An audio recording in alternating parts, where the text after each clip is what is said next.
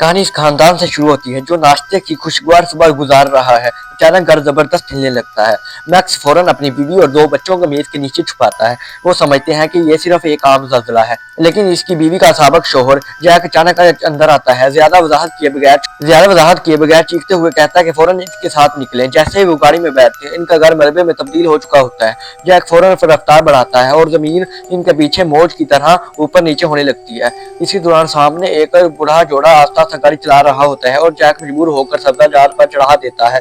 फिर बूढ़ों के टकराने के बाद वो तेजी से आगे निकल जाते हैं, लेकिन घड़े से गंदगी इनकी गाड़ी पर पड़ जाती है। मैक्स मशवरा देता है कि हाईवे पर जाएं, लेकिन वो देखते हैं कि कंक्रीट का ट्रक हाईवे से गुजर रहा है। जमीन में कई मीटर की दरारें पड़ चुकी हैं। जैक जान की परवाह किए बगैर स्टीयरिंग घुमाता है, खतरनाक तरीके से हाई बुर्ज के किनारे से निकलता है।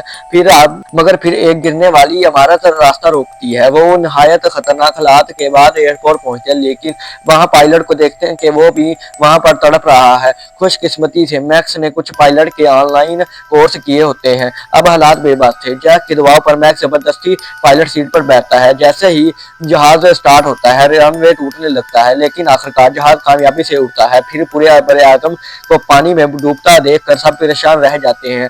असल में 3 साल पहले 2009 में साइंसदान ओल्ड ब्लैक ने दरियाफ्त किया कि सूरज की तूफानी हवाएं जमीन 1.5 किलोमीटर दूर पहुंचने के बाद न्यूट्रॉन पैदा करती है, जिससे जमीन के अंदर दर्जा हरारत तेजी से बढ़ जाता है। इनका अंदाजा था कि 2012 में इंतहा को पहुंच जाएगा और जमीन एक नाकाबिले तसव्वुर क़यामत का शिकार हो जाएगी। सदर ने यह खबर सुनते ही दुनिया के तमाम रहनुमाओं को बुलाया और नौ के जहाज के मंसूबे की तेजी से तैयारी शुरू कर दी। चीन के माहिरीन ने इस जहाज की तामीर में मदद की। नौ के जहाज पर चढ़ने वाले सिर्फ माहिरीन या वो लोग हो सकते हैं जो अरबों यूरो देकर टिकट खरीदें, लेकिन जैक जैसे आम आदमी के लिए यह मुमकिन नहीं था।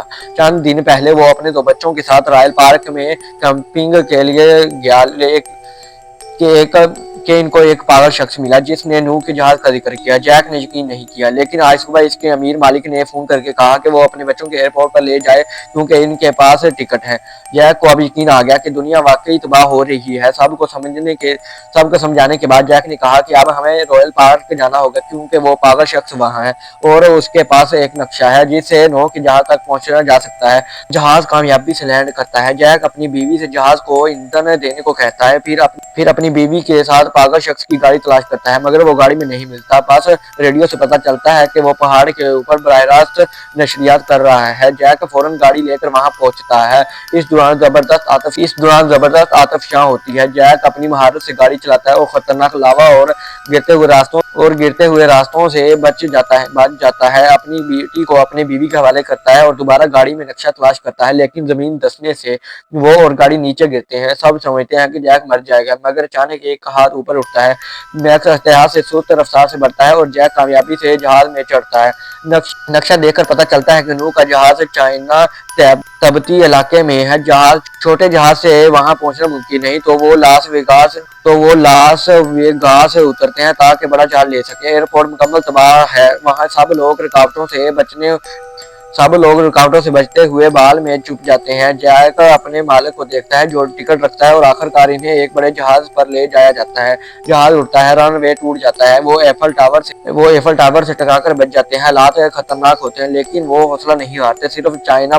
उन्हें सिर्फ चाइना पहुंचना था, लेकिन इन्हें हवाई अड्डे में इंदर बनना पड़ता है, लेकिन वहां आग लगी है। वो मजीद प्रवास करते हैं और बिलाकर तिब्बती इलाकों में इमरजेंसी लैंडिंग करते हैं।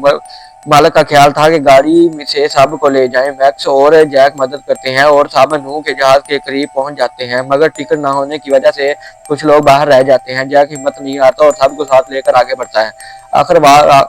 आखिरकार वो एक ट्रैक पर मिलते आखिरकार वो एक ट्रैक पर मिलते हैं जो इन्हें नूह के जहाज तक ले जाता है। वहां दाखिल होते हैं और आखिरकार जहाज में सब लोग दाखिल हो जाते हैं, लेकिन जहाज के दरवाजे सही से बंद नहीं होते क्योंकि मशीन फंस जाती है।